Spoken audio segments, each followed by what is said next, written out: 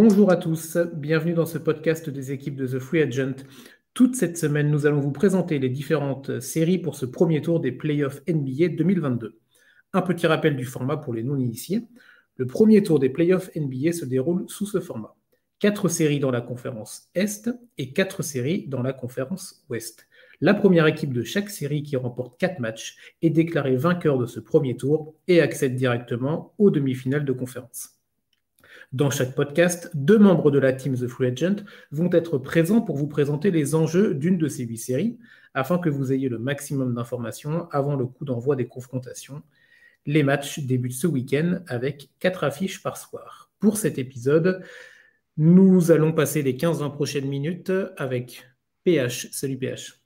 Salut Chris et bonjour à tous.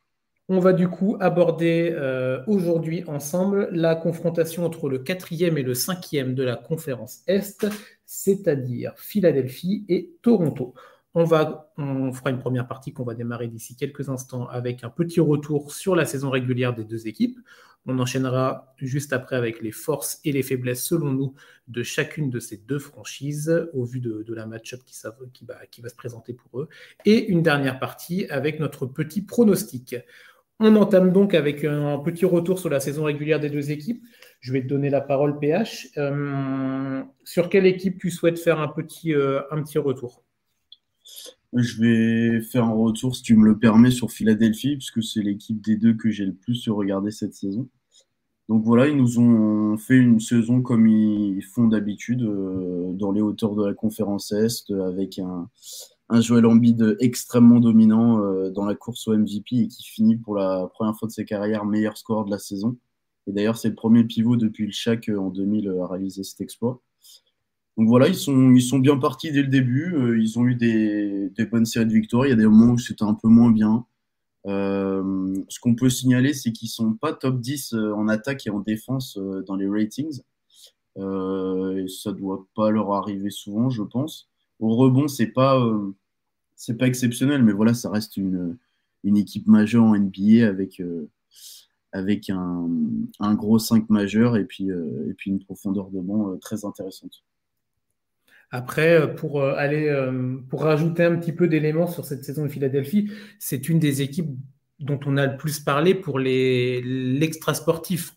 Alors, les deux étaient liés, mais sur des événements qui étaient au-delà du parquet. On peut rapidement revenir sur le psychodrame autour de Ben Simmons. Je joue pas, je fais la tête, le management qui rentre en duel de oui, bah, Ben Simmons, il a un contrat de X temps, bah, nous, on n'a pas décidé de bouger si lui ne veut pas bouger. Il y a eu le trade ensuite pour James Harden lors de la trade deadline, donc qui a complètement chamboulé évidemment les objectifs. Alors, chamboulé complètement non, mais qui a vraiment permis de proposer du côté de Philadelphie un nouveau style de jeu et des objectifs peut-être un petit peu plus haut avec maintenant deux All-Stars évidemment avec Joel Embiid et James Harden, voire deux Hall of Famer. Ça après, c'est pas nous qui décidons là-dessus. Et tu l'as dit également, la performance d'un Joel Embiid stratosphérique qui cette saison a enfin pu jouer quand même une quantité importante de matchs. Une des choses qui était souvent reprochée au Camerounais, c'était ses blessures à répétition, c'était son cumul de matchs à la fin de la saison, à la fin de chaque saison régulière. Là, cette année, il a vraiment pu être présent pendant une très longue partie de la saison avec des stats incroyables et peut-être le titre de MVP pour lui d'ici quelques semaines. Euh, du côté de Toronto maintenant, on a une équipe des Raptors qui termine donc 5e de cette conférence Est avec un bilan de 48 victoires et 34 défaites. Il faut se souvenir, quand même, pour Toronto, le titre en 2019, évidemment, et Kawhi Leonard. Et ensuite, c'était quand même plus compliqué. Alors, il y a eu la bulle, évidemment, mais ça, c'était pour toutes les équipes.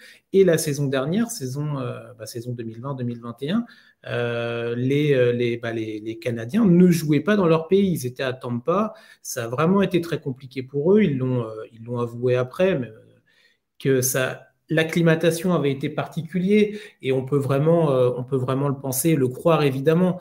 Euh, perte de repères, la famille toujours loin, les matchs à domicile qui ne le sont pas évidemment. Saison vraiment particulière pour cette équipe des Raptors de l'année dernière. Et cette saison, alors on savait qu'il y avait des joueurs qui étaient présents lors du titre de 2019. On savait également qu'il y avait un fond de jeu intéressant. Mais très honnêtement, cette 5e place est vraiment intéressante pour les Raptors. On a une saison, de mon point de vue, plutôt mid-range jusqu'à la fin de l'année civile 2021, avec un bilan de 14 victoires, 17 défaites. Et en 2022, et ben là, Toronto termine sur un 24 victoires, 17 défaites. Donc on a le même nombre de défaites entre octobre et décembre 2021 et entre janvier et donc là avril 2022 avec 10 victoires de plus. Donc on a vraiment une montée en puissance, une montée en régime de ces Raptors. Ils terminent la saison sur les chapeaux de roue avec 8 victoires sur les 10 derniers matchs. Avec un vrai collectif, on va évidemment en parler dans la deuxième partie, mais une équipe de Toronto qui peut être vraiment un véritable poil à gratter, on utilise souvent cette expression, mais là pour le coup ça peut vraiment être ça pour une équipe des Sixers qui ambitionne d'aller loin et qui a évidemment raison d'être ambitieux au vu des joueurs qui composent son effectif. On va passer à la deuxième partie de ce podcast avec les forces et les faiblesses pour cette match-up entre les Raptors et les Sixers. PH, de ton côté, quel point tu veux aborder peut-être de prime abord le point le plus important pour toi dans cette confrontation à venir? Alors, comme la fois précédente, je vais parler des confrontations pour débuter. Et de manière assez surprenante, c'est Toronto qui a le tie-breaker sur la saison, puisqu'ils ont gagné 3 des 4 matchs. Alors, ce qu'il faut préciser, c'est que sur une des défaites des Sixers, Joel Embiid ne jouait pas. Mais la tendance qui s'est dégagée des autres affrontements, c'est que Philadelphie avait du mal à finir les matchs. Voilà. Et si l'élément qui peut être intéressant, tu parlais d'équipe pour la gratter, je pense que c'est totalement ça. C'est une équipe qu'on a longtemps imaginée loin des playoffs pendant la saison du fait des blessures et de leur début très poussif. Mais maintenant qu'ils ont une dynamique assez folle, on peut se dire qu'en fait, ces Raptors, bah, ils ont zéro pression, quoi.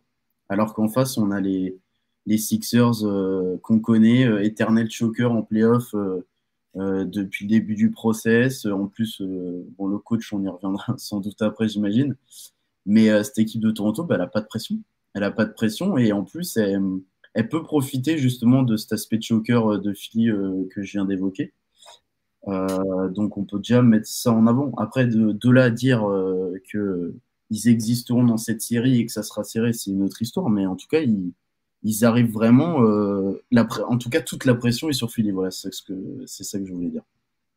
Oui, oui, bien entendu. Comme on disait tout à l'heure, de par l'arrivée de James Harden, de ce trade incroyable et de ce duo de All-Star entre Joel Embiid et James Harden, euh, tu as tout à fait raison de dire que la pression est pour Philadelphie. Dans un match-up 4-5, il ne faut jamais oublier que les match-up 4-5 sont les match-ups souvent les plus indécis. Évidemment, parce que les équipes sont proches en étant quatrième et cinquième de la saison régulière, les écarts ne sont pas énormes. Alors les dynamiques sont complètement différentes, mais finalement le bilan est assez proche entre les deux équipes. Euh, il y a un aspect de mon côté qui est important à souligner, c'est du côté des Sixers. Alors, l'absence, en tout cas pour une partie des matchs, de Matisse Thybulle. Alors pourquoi, vous me direz-vous, si vous n'avez pas suivi complètement les dernières infos NBA, c'est dû au protocole Covid et au protocole de vaccination en particulier. Matisse Thybulle n'est pas vacciné, il n'a pas son schéma vaccinatoire, comme on peut dire ça en France. Et donc, du coup, avec la législation du Canada et de Toronto en particulier, il ne peut pas être présent et il ne peut pas jouer à la Scotiabank Arena et donc ne sera pas présent pour Philadelphie lors des matchs à Toronto. Donc là, les matchs, par exemple, 3 et 4 au minimum et plus si affinité, évidemment. Donc, au-delà de son absence numérique, Matisse Thybulle est un excellent défenseur, évidemment, dans cette équipe de Philadelphie, qui a certes des très bons joueurs, mais c'est peut-être le défenseur numéro un, on va dire, vraiment dans l'impact et dans dans le rôle qui lui est défini. Donc ça peut être quelque chose qui peut être compliqué à gérer pour le coaching évidemment de Doc Rivers, pour le collectif dans la globalité. Est-ce que lors des 2 premiers matchs à Philadelphie, est-ce que Matty Stiebel sera dans le 5 de départ, sachant que bien évidemment, lors des matchs 3 et 4 à Toronto, il ne sera pas ni dans le 5 de départ, ni sur la feuille de match? Ou est-ce que Doc Rivers va prendre le parti de ne pas le mettre dans le 5 de départ, de le faire sortir du banc pour essayer de garder le même 5 de départ lors de tous les matchs, sachant évidemment que les duels de playoffs sont également faits d'ajustements au fur et à mesure des séries. Après, si je peux me permettre, Doc Rivers n'est pas non plus le coach le plus réputé pour tout ce qui est ajustement. En tout cas, l'histoire de Doc Rivers et des playoffs n'est pas quelque chose de flamboyant sur cet aspect-là. Donc, cet impact de l'absence sur certains matchs de Matty Stiebel est pour moi quelque chose à souligner. Après, toi, PH, est-ce que tu vois, tu parlais de la pression pour les Sixers, évidemment, il y a quand même des motifs positifs pour envisager une série qui aille au bout pour Philadelphie. Ouais, bien sûr. Tu parlais de Tybal. Moi, si je peux rebondir vite fait dessus, on est bien d'accord là-dessus que c'est un défenseur élite de chez élite. Moi, je pense il a tout intérêt à le faire jouer parce qu'on est en playoff. Tu peux pas te permettre de quelqu'un en disant ouais, il sera pas là, match 3 et 4. Tant que tu peux l'avoir, tu le mets. Donc, je le vois démarrer les matchs. Et les motifs d'espoir, bah oui, ils sont assez clairs. On a un pivot peut-être le plus dominant de la ligue actuellement dans la raquette, dans sa façon de jouer, qui va défendre Embiid en fait à Toronto. Parce qu'on sait que c'est une équipe qui joue avec Van Vliet et avec 4 profils un peu similaires sur les autres postes. La raquette, elle va être dégagée. Donc Embiid, ça l'empêchera pas de faire ses stats. Et si déjà Embiid fait un chantier dans la raquette et que Harden arrive en forme, distribue bien le jeu, parce que là, ces derniers temps, il avait un peu plus de mal au tir notamment. S'il arrive à distribuer le jeu, qu'Embiid domine et que les shooters qu'il y aura autour arrivent à rentrer leur tir, ça va être très très difficile pour Toronto, puisque c'est une équipe certes qui est top 10 défense de cette saison, mais ils n'ont pas de pivot en fait, tout simplement. Enfin, Siakam à la base c'est plus un poste 4, évidemment il peut suppléer, mais c'est pas sûr déjà qu'il soit mis sur Embiid en défense. Donc en fait Embiid bah, il va s'éclater quoi.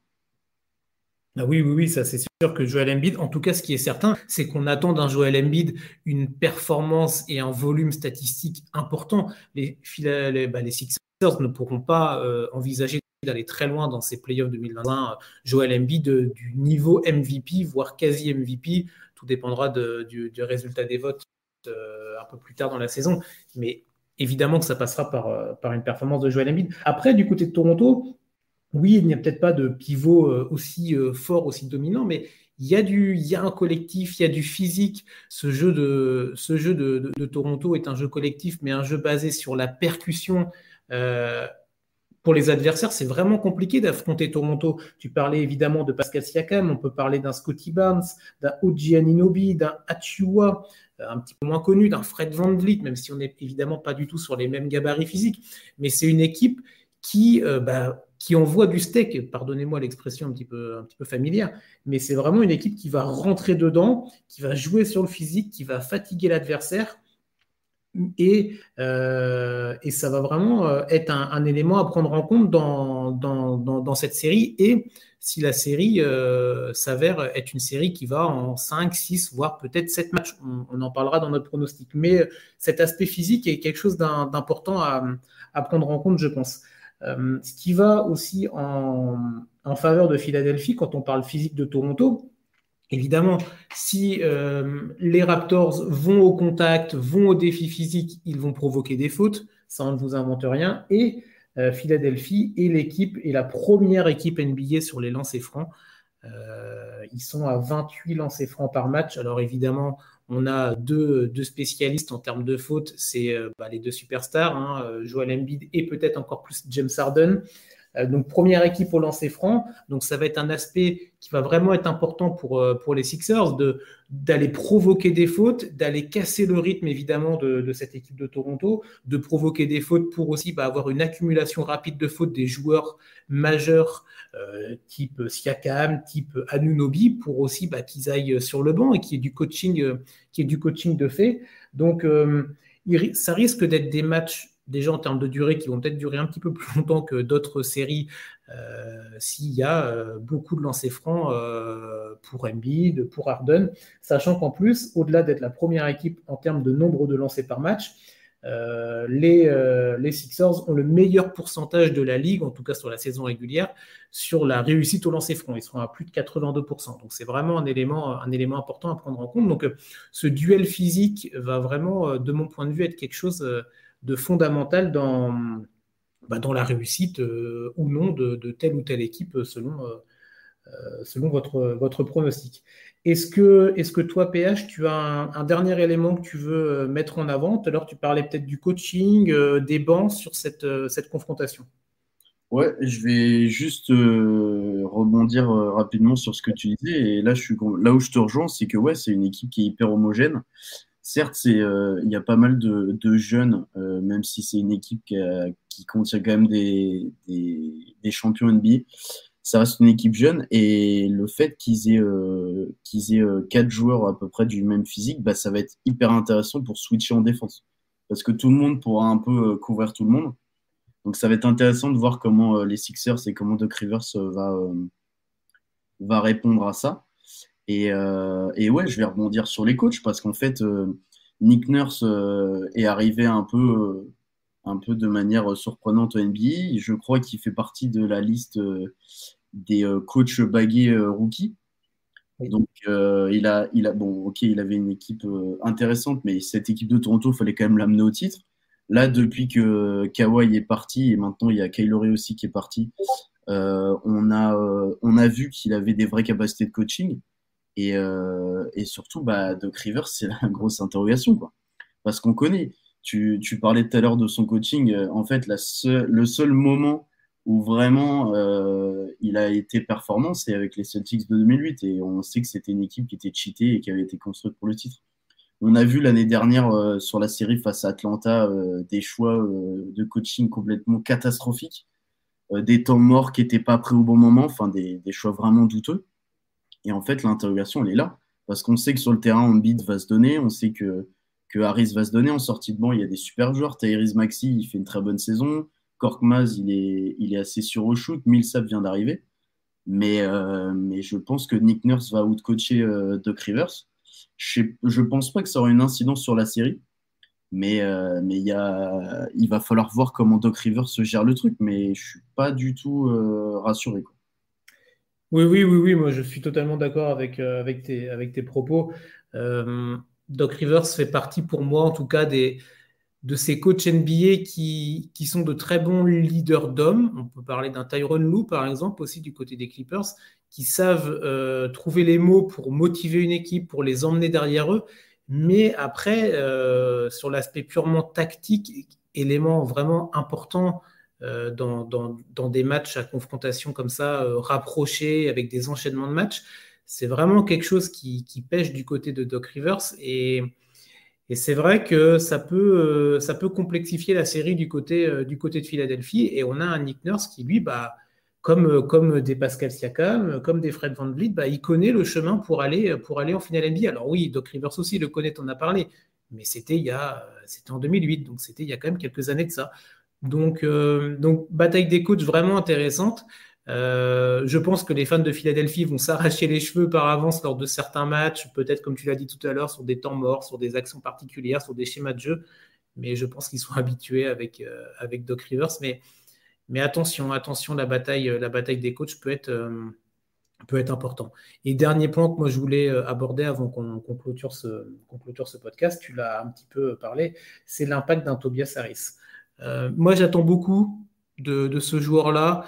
Euh, Joueur que j'aimais beaucoup quand il jouait aux Clippers, il arrivait à Philadelphie.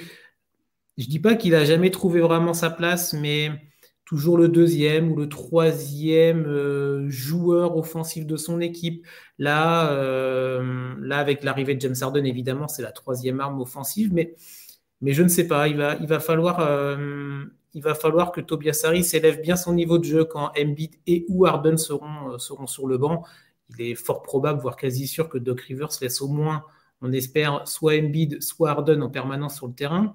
Sinon, ce serait vraiment un gros problème de coaching à ce niveau-là, mais je pense qu'on n'en est pas là. À Tobias Harris de se montrer, d'être là quand James Harden va peut-être choquer, parce qu'on sait très bien comment est James Harden aussi. Quand ça ne veut pas rentrer, bah, ça va être des step backs, ça va être du jeu en isolation, ça va être du jeu un petit peu personnel. Et ça va être à ce moment-là que Tobias Harris va devoir aussi montrer qu'il peut être le joueur, le game changer, comme on dit, sur peut-être un match, voire peut-être deux dans un match qui peut paraître typiquement un match au Canada où les Sixers sont mal embarqués en début de quatrième quart-temps avec un James Harden qui est à, je sais pas, à 5 sur 15 ou 5 sur 17 à 3 points, un Joel Embiid qui est déjà à 4 fautes et qui est sur le banc. Du coup, bah voilà, ça va être à ce jour-là et aux autres de montrer aussi que Philadelphie, ce n'est pas juste James Harden et Joel Embiid, mais c'est évidemment ces deux joueurs-là plus un collectif autour. Si tu veux bien, PH, on va clôturer ce podcast avec notre pronostic. Bien sûr, allons-y. Alors, bah, on t'écoute sur une série qui quand même paraît assez indécise, où je pense que le sweep n'est pas envisageable. Alors, c'est vrai que cette série est très indécise du fait de tous les éléments qu'on a évoqués. Je vais faire confiance à Philly. Pour une fois, j'espère ne pas le regretter. Je pense que cette équipe de Toronto, malgré toutes ses forces, ne peut pas rivaliser sur une série en 7 matchs face à Philly. Donc, je vois bien 4-1. Je pense que Toronto arrivera quand même à aller chercher un match. Et puis, Doc Rivers va bien réussir avec ses choix. Ou Harden, comme tu disais, avec son tir, ils vont réussir à laisser un match où les Raptors même iront le chercher, vont pas forcément le laisser. Donc ouais, je vois 4-1 pour Philly. J'espère qu'ils me décevront pas parce que c'est quand même une équipe qui a toujours pas fait de finale de conf, hein, on le rappelle, sous cette ère du process. Donc non, moi je pense que Philadelphie va quand même passer. Ils ont largement les armes pour passer Toronto, donc je dis 4-1. Et donc voilà, je te passe. Ok, bah, je m'attendais à un score plus serré, honnêtement. Alors, moi, je vais voir également les Sixers passer en demi-finale de conférence, mais moi, je m'attends vraiment à des matchs vraiment serrés avec une équipe de Toronto qui va vraiment perturber le plan de jeu de Philadelphie. Moi, je vois un 4-3. Je vois un 4-3, je vois des matchs vraiment tendus, des matchs longs, comme on a dit tout à l'heure, avec les lancers francs, des matchs physiques, peut-être ouais, c'est ça, un match. Alors, il y aura peut-être un James Harden show, mais peut-être à l'inverse, un match où les deux superstars de Philadelphie seront pas dedans et le collectif de Toronto va les percuter. Peut-être un match où Fred VanVleet va nous sortir un 30-35 points de sa musette. Je vois vraiment une série longue, une série vraiment intéressante. Moi, honnêtement, c'est peut-être la confrontation qui m'intéresse le plus dans ce premier tour. Alors, il y a d'autres évidemment, mais c'est peut-être celle-là sur laquelle je m'attarderai le plus. Je m'attends vraiment à des matchs intensifs. Je pense quand même que Philadelphie, de par le talent intrinsèque, ils ont les meilleurs joueurs sur le terrain. On parle beaucoup du collectif de Toronto, mais voilà, on a quand même un Joel Embiid qui mérite pour certains, mais qui en tout cas est dans la conversation pour le titre de MVP. Ce serait quand même un choke incroyable d'avoir un Joel Embiid et un James Harden qui ne passent pas le premier tour. Mais je pense pour autant que ce sera quand même assez compliqué. Donc pour moi, 4-3 Philadelphie. Là où, là où je vois ce que tu veux dire, c'est que Philly a tout intérêt à ne pas faire durer la série parce que plus la série va durer, plus ça va être, il va y avoir le doute dans les têtes et on sait que ça peut vite les envahir. Donc, ok, on verra. Mais Philly a tout intérêt à plier vite la série s'ils veulent pas être inquiétés. Oui, et on terminera là-dessus. Ça me fait penser le côté, les mots MAUX qu'il peut y avoir dans la tête des joueurs de Philadelphie. il faut quand même se rappeler la dernière confrontation en playoff 2019 avec le shoot de Kawhi à Toronto. Donc, ça, c'est quand même quelque chose qui a marqué les Sixers. On se souvient des images de Joel Embiid en pleurs quittant la salle de Toronto dans les travées, dans les vestiaires. C'est quelque chose qui a marqué une génération, en tout cas dans les derniers playoffs, dans les dernières saisons, c'était quand même quelque chose d'incroyable. Et c'est vrai qu'il ne faudrait pas pour les Sixers avoir de vieux démons qui reviennent face aux Canadiens. En tout cas, c'est avec cette qualification pour nous des Sixers que se termine cette preview de la série entre Philadelphie et Toronto. N'oubliez pas, hein, toute la semaine, les équipes de The Free Agent sont sur le pont pour vous préparer au mieux à ces playoffs NBA 2022 avec bien entendu toutes les autres séries à l'Est comme à l'Ouest en podcast. Et pour ceux qui veulent en savoir encore plus, un article écrit sur cette série est rédigé par un autre membre de l'équipe afin que vous soyez fin prêt à quelques heures du début des playoffs NBA. PH, je te remercie pour cette preview. Merci à toi, Chris, c'était un plaisir et merci à tout le monde de nous avoir écoutés. Et on a hâte que ces playoffs démarrent. Ah oui, on a très très hâte. On sera présent évidemment sur The Free Agent pour vous faire vivre ça sur le site internet, sur les réseaux sociaux. On vous souhaite en tout cas une bonne journée et à très vite sur The Free Agent.